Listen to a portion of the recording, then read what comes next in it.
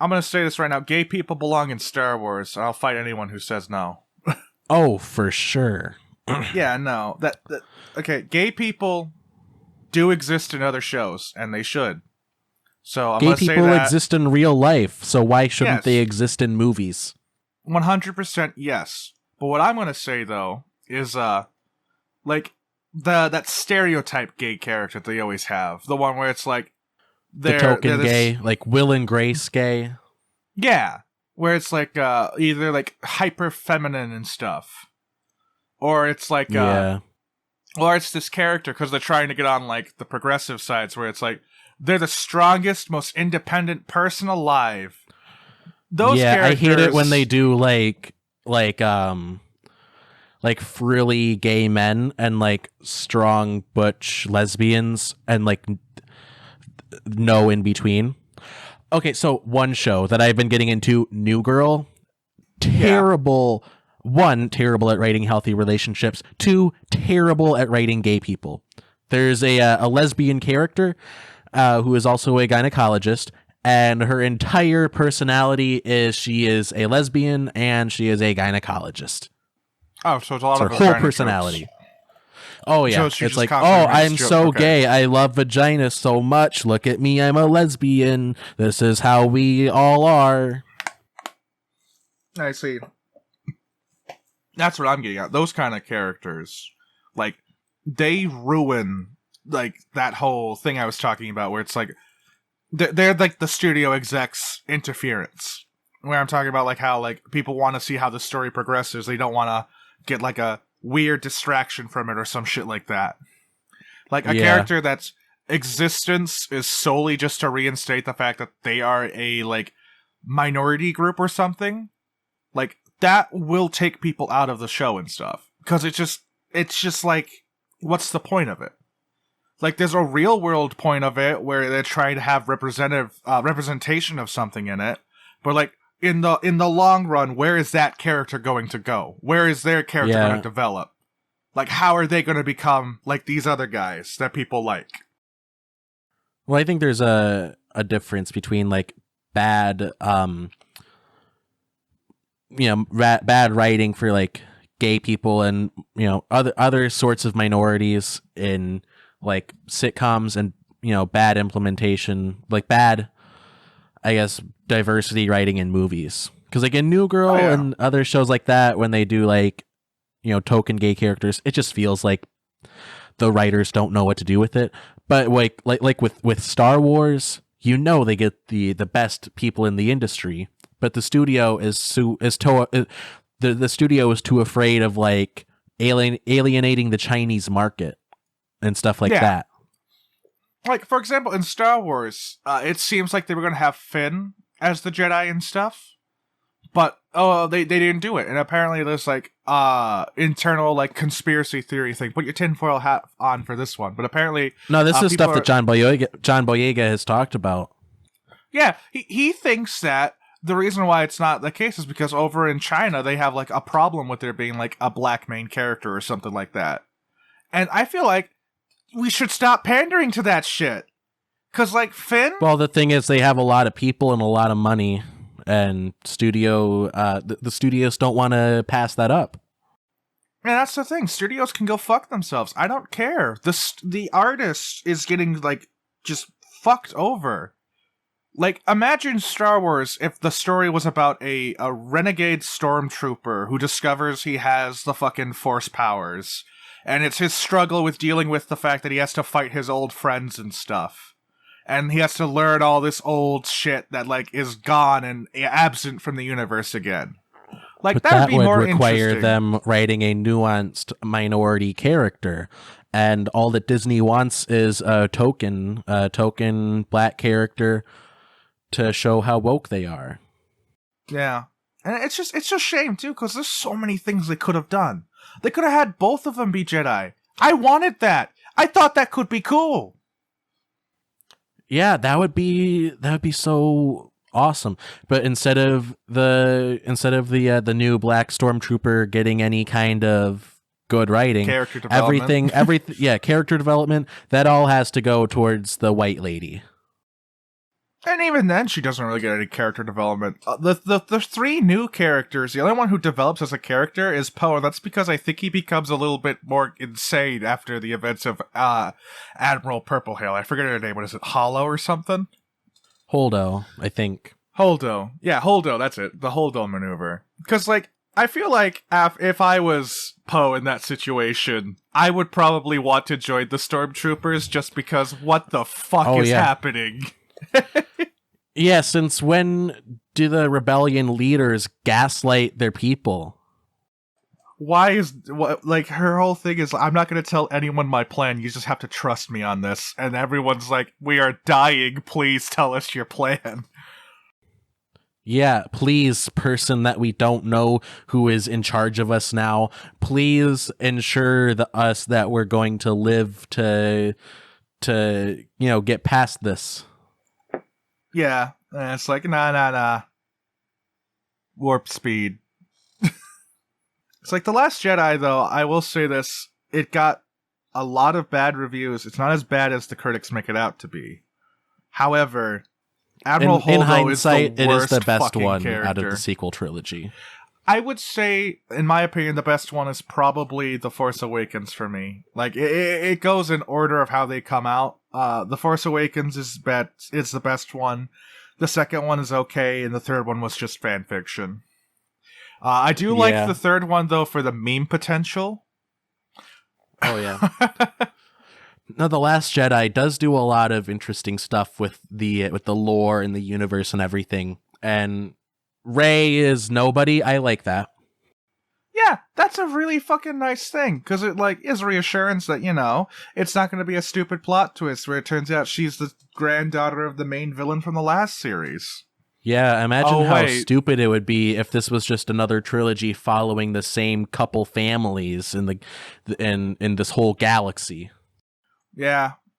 You know, in the galaxy that's already had several now canon pieces of lore explaining that there's many more Force-sensitive individuals out there. They just aren't together. Yeah. You know, it's a shame if there was one of them in a movie. like Fallen Order. The kids, how there's the kids in Fallen Order. They're there. They exist. Are they dead now? Where did they go? Or even like Ahsoka. She's out there doing Force stuff, Jedi things. I think she's going to be in The Mandalorian season Rebels. 2. Yeah, but no, we have to follow the same magic dynasty. Ugh, I fucking hate that. Like, I like Star Wars, and I do like Luke Skywalker and all the other stuff, but the first two fucking trilogies were based on that goddamn family. I'm getting sick of them. Yeah, I don't mind those two trilogies being based on them, because that's who they're about. It's about Luke's journey, and then it's a flashback to his father's journey. I get that. It's good, but we don't need more of it. We got that story. Yeah. It's like with fucking like Han Solo and Chewbacca being in Force Awakens. Like with Han being Kylo's father and all that stuff. I'm fine with that. I feel like that's cool because it adds like a dynamic to it where it's like here are the good guys from before, and like now they have to deal with their offspring, which is evil. Having it all be around though, finding all of the heroes from before, it just kind of starts to feel a little like, oh, so this is where they all went. Cool. It's like everyone kept clapping whenever they saw a character from the other movies in the audience when I was watching it, and I don't know why. I went along with it. I just felt like I had to. I don't know why I clapped. I don't understand why we clapped. R2-D2 was dead for half the movie, and people clapped.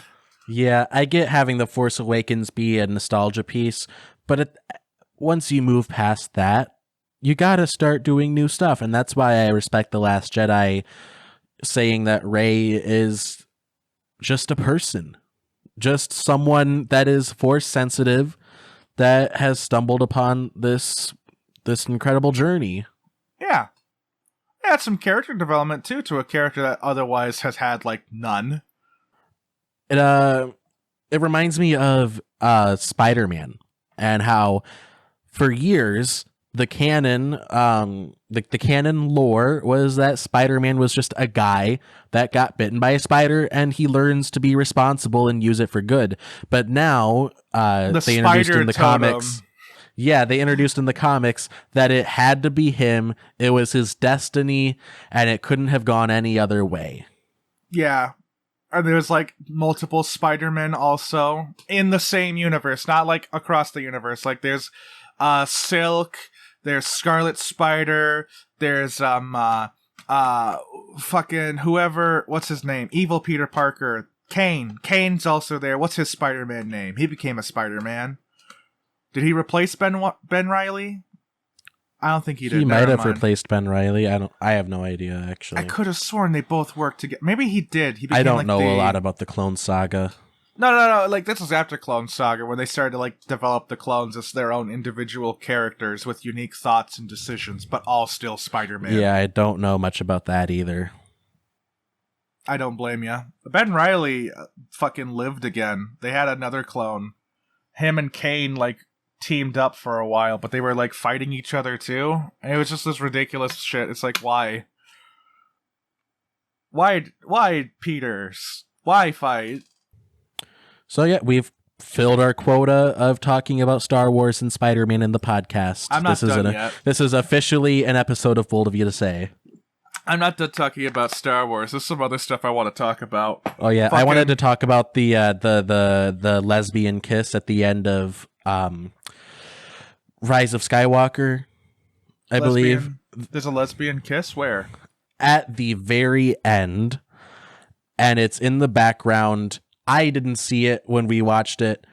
It was pointed out to me by someone on the internet. And in the Chinese release, they don't have that. Oh, yeah, because, you know, gay people aren't allowed in China. That is the LGBT representation you get in Star Wars. Yeah. I really wanted Finn and Poe to be a gay couple, or at least, you know, allow them to be gay or bi or whatever. Poe had clear bisexual vibes. Oh yeah, like it would have been interesting too to see like them like get together. Yeah, and it would have been different. It would have been good. They had great chemistry. Oscar Isaac was saying like, yeah, they should be a couple. Yeah, but no, Disney has to get the China market. It's just disgusting. I'm so mad. I keep thinking about like what Star Wars like Episode 9 could have been had like they went with fucking Rian Johnson's original vision. Like, oh yeah, not with his like. Okay, let me reword that. With how Rian Johnson set things up, how they could have been if different. They had kept the same trajectory. Yeah, because like I remember seeing fucking Star Wars. Pardon me, the Star Wars Disney Twitter account posted that. Oh, pardon me, I drank a lot of root beer before I started this. It posted saying that the thing Finn was trying to say to Rey was that he's force sensitive too. I hate that so much. That is so dumb. Put that in the movie. Like, I don't know. Maybe have, like, Finn, like, discover it near the end of it. And, like, I mean, not near the end of it, but, like, in the third one at some point. Like, say, like, you know how there's the part where he gets, like, shot? No, wait, I'm thinking of the other one. I'm thinking of Last Jedi. Okay, well, back to Rise of Skywalker. Like, say, for example, have, like, a situation where they're fighting someone, and then, like, you know how that can I just say, though, that part where Finn is like, Rey, I have to tell you something. Like, I thought, like many people, he was going to be like, Rey, I love you. I guess, you know, I'm force sensitive. That makes sense, too. I don't know. That just felt like a weird moment. Having him say anything in that moment wouldn't have worked, I think. Because, yeah, like, but it never pays off. He's just, Rey, I have to tell you something. And if it was Rey, I love you, that's coming from nowhere. If it's Rey, I'm force sensitive, nothing else is done with it. Yeah. It's so stupid. That's why that whole movie is bad. You could keep Palpatine in it. You could just, I don't know, improve it a lot more. Like, maybe make Palpatine like a Sith apparition that visits Kylo Ren. Like how there's Jedi Force ghosts. Like, instead of having him be like this, like, I'm the main villain of the story. Like, I don't know. Maybe Kylo, like, goes on his own, like, reverse Jedi journey where he goes into, like, you know, a Sith cave and stuff. And I know this is the stuff they were going to originally have in it, and that's why I'm saying it again, because that was a better script. Why didn't they go with that one? Because it just would have made too much sense. I fucking hate that they didn't do it. I wanted to see them grow more as characters. Yeah, I feel like they didn't have any confidence in those characters. That's why they had to that's why they had to make Kylo Ren a ripoff Darth Vader at first. That's why they had to bring back Palpatine. That's why they had to make Rey kind of sort of Skywalker. Like, the only character in those movies that has character development is Kylo Ren, because he goes from being a whiny bad guy into a good guy again. And that's it. There was so much potential. Yeah. There was so much potential for him. Yeah, but nothing. You could have had the same, like, redemption thing, where it's like, you know, he's about to, like, kill Leia or some shit, and then he hesitates, and he's like, oh my god, what am I doing? This is horrible. This is exactly what I did before. I'm turning into a monster. And, like, have, like, a moral, like, mental dilemma or some shit. But no, they're not gonna do it. We could have it be, like... in Star Wars, everyone is either really bad or really good, or they're conflicted, and...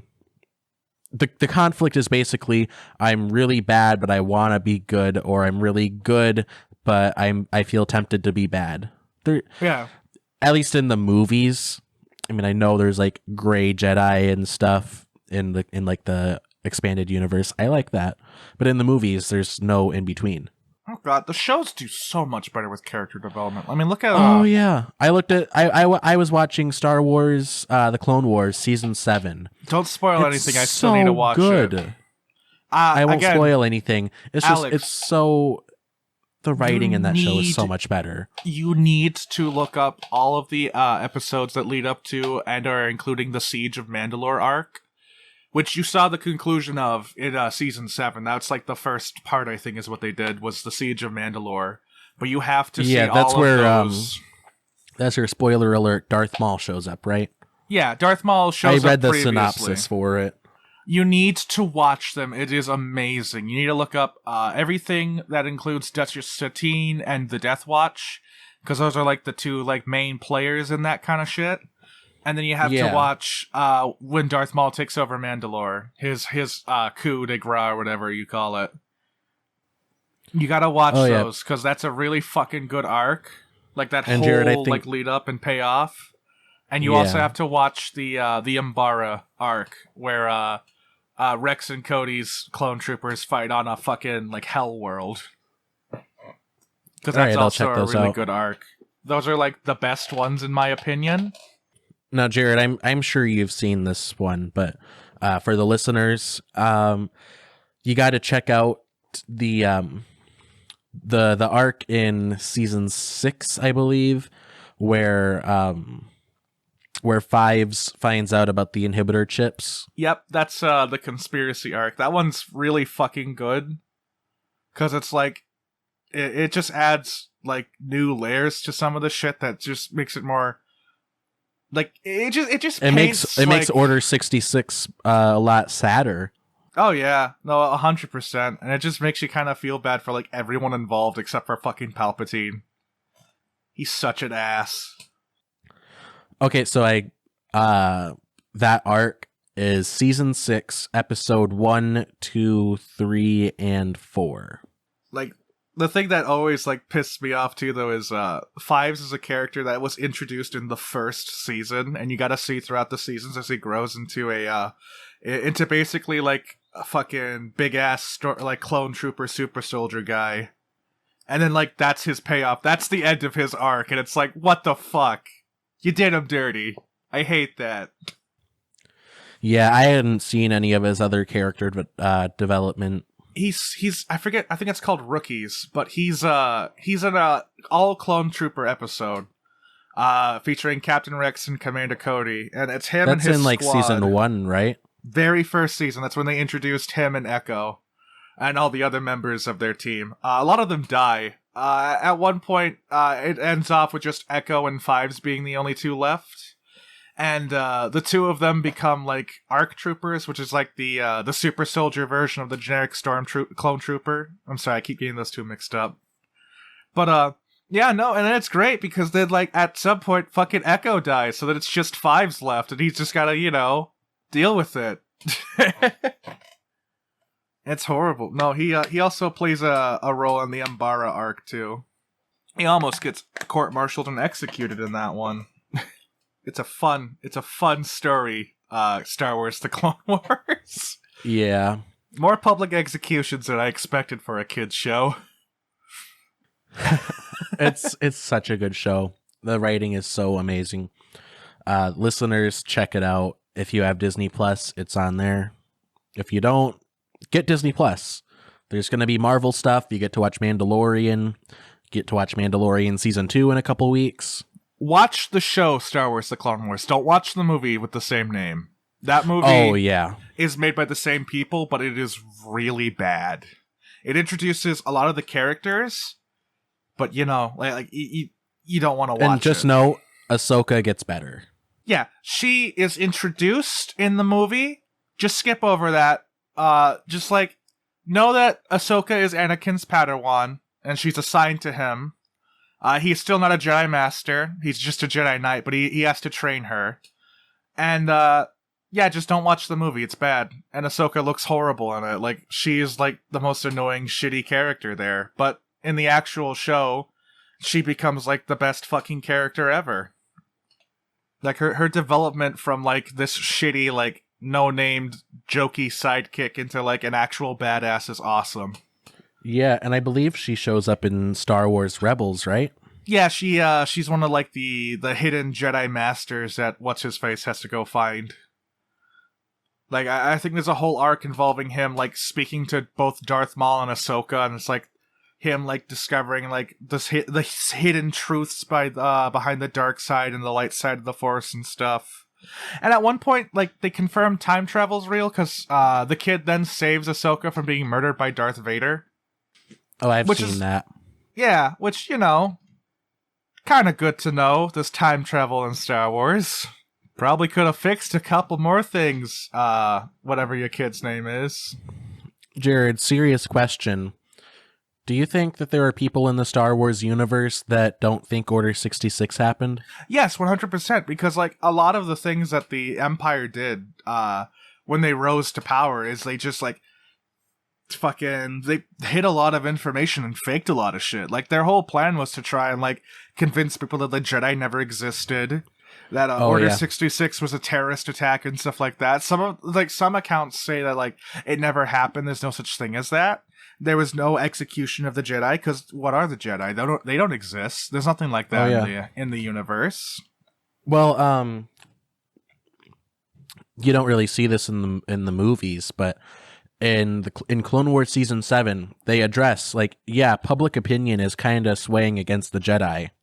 So by the time Order 66 happens, no one's going to mind. Especially fucking Banana Nuthead. What is it, Coyote Mundi? The Conehead guy. You love him, don't you? Mr. Yoda is senile, we have to kill him. He deserved getting team KO, that fucker. But, there is some downsides, though, back to the inhibitor chip shit. There's some things that, were in the legacy lore that isn't canon anymore, that would help. In Star Wars Battlefront 2, in the journals of the 501st. Also a great thing, look into it. Oh, yeah. The clone that's narrating it is we were just following orders, kind of just happened. No one really said anything against it. It's no one could look at each other the same way again, though. Oh, yeah. Fucking the part though when they in the movie where they killed the blue lady, Aayla Sakura, they go overkill on her, and with if you go by the Journal of the 501st storyline, they did that because they wanted to make sure she died faster because they felt really fucking shitty for having to do that because she basically saved them on this like Vietnam hell world. Like without her, they would have all died horribly. But with the inhibitor chip, they just straight up murder her. And they just don't stop for no reason. They just keep shooting her corpse. And it just kind of makes the stormtroopers they turn into seem a little bit more sadistic. Instead of it being a mercy killing. Yeah. It's like... There's some plus sides to they go like the full chip Manchurian thing. Candidate. Yeah, like... In the 501st journals, they build it up as like this whole thing where they just don't want this character that saved their lives to suffer when they have to kill her. But then with the inhibitor chip, it's just good soldiers follow orders. Fucking don't stop firing till there's no skin left. I saw that in the comics, the Vader comics. There was a Jedi that got hunted down on one planet, and they got cornered by an Inquisitor and a bunch of stormtroopers. At that point, they were still using clones. It was pretty soon after Order 66. Yeah. And this Jedi was like, hey, you know the Inquisitors are like actually Jedi, right? Execute Order 66, fellas. What you gonna do?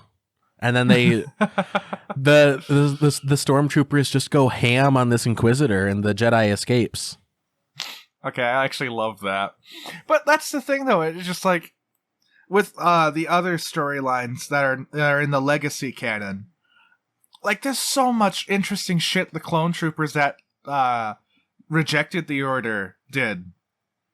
Because, like, without the inhibitor chip, it was just like fierce loyalty to the Empire. And there's some of them that weren't completely loyal. For example, there's the commando squad that was led by a Mandalorian bounty hunter, like similar to Jango Fett, but a different guy. I forget his name. It's like Cal something.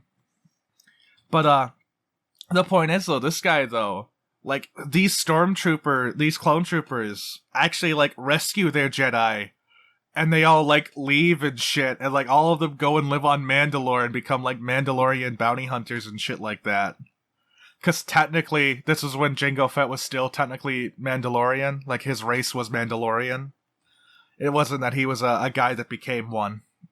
So technically, they were still Mandalorian. So the guy's like, you know what? Fuck it. You guys can become, like, bounty hunters with me. I don't think anyone would mind. You're like my family now. They can't do that with the inhibitor chip, though. They would have just killed her and then, like, killed him. Pisses me off. It's one of my favorite story arcs. Yeah, there's trade-offs. Yeah. But it's always... I like what they've done, though, with a lot of the new lore. Like in the comics. For example, Vader immediately executing Fox is such a fucking great moment. Because, like, you know who Commander Fox is, right? Not specifically. He's the commander with the red armor that, like, basically every time there's a good person that's on the wrong side of the law, he's the guy that tries to kill them all the time. Like, he hunts Ahsoka down, he hunts Fives down, he's basically, like, he's on the good guys team, but he's a prick. And no one likes him. And, like, it was satisfying to see Vader just immediately kill him, like, the first chance he gets. He's like, you keep letting me down, Fox, cuts his head off. It's like, hell yeah, finally he got his comeuppance. It's like, I get we were supposed to be rooting for him, but Jesus Christ, I hate him. But yeah, no, there's a lot of things like that. Watch the show, it's great. And read the books. The Legacy and the canon versions are all great. Oh, yeah. I've said this before. The Star Wars universe is way more interesting than the movies let on. Oh, God, yeah. Definitely read the expanded materials. Like, even the stuff that isn't canon anymore, the Legacy stuff, like Dark Empire and shit like that, read it. It's all good. It's really fucking good shit. The movies, not so much. Yeah, and play Battlefront 2, the original one. It's a good game still. The campaign is good. I'm going to say this controversial, bold of you to say topic. Play the new one, too. It's not that bad. They added all the stuff in for free. Yeah, it's completely fixed. They added every single hero in for free, every single character. You earn the cards from level ups and shit now instead of buying them. You can even get a version of it that's like, I think, $40 that just comes with all of the cosmetics unlocked, so you don't even have to buy those. So it's like, you just get everything, and it's a decent shooter. It's like you're buying a complete game. Yeah, it is now. The only thing is, though, they've cut support for it, so there are some bugs that will still be persistent, and there's a couple of, like, it has that problem where there's not enough maps to really change it, like, to make it feel like it's this, like, grand scope. Like, there's a lot of planets you can go to, and they're all huge maps and stuff, but, like, it's only ever, like, 4 maps, really, that are picked. So you're gonna be sitting there for some time on fucking Hoth. Yeah, I did have a bug on PC where I'm aiming with the mouse and I have 2 monitors, and when I'm in game aiming with the mouse, if I move the cursor, like if I move the mouse too far to the left, then it'll register the cursor being on the other monitor. So if I click to shoot, it'll like minimize the game window. Oh yeah. So I had to disable the origin overlay in game, and that solved the issue. With this one's more of a mechanics problem with a lot of maps and a specific character type. Every faction has one aerial class. The aerial class is technically a hero character. It's just the unnamed ones. It's just a super soldier class, basically. But every class has one. And there's a glitch that can occasionally happen where you will do your jump jet, which is, I think, the middle ability, and you will fly across the map and land in a location. Sometimes your feet will get tethered to the ground there, and you will be stuck there until someone either executes you or the map is done. It'd be like that. I have seen videos, though, where people have been able to wiggle themselves free. However, there are cases where they've done that and have fallen through the map. So, heads up. Don't play with jump jets. And if you do, do so responsibly. But yeah, no, buy and play all the Star Wars games. The Lego ones, the terrible ones, that weird Mortal Kombat one for the Wii. All of them. Just own them all. You know that one where you could dance like Han Solo? Get that one. That's required. That's lore you need. I semi-ironically love that song. I like playing it in Beat Saber. I'm on Solo. I'm on Solo.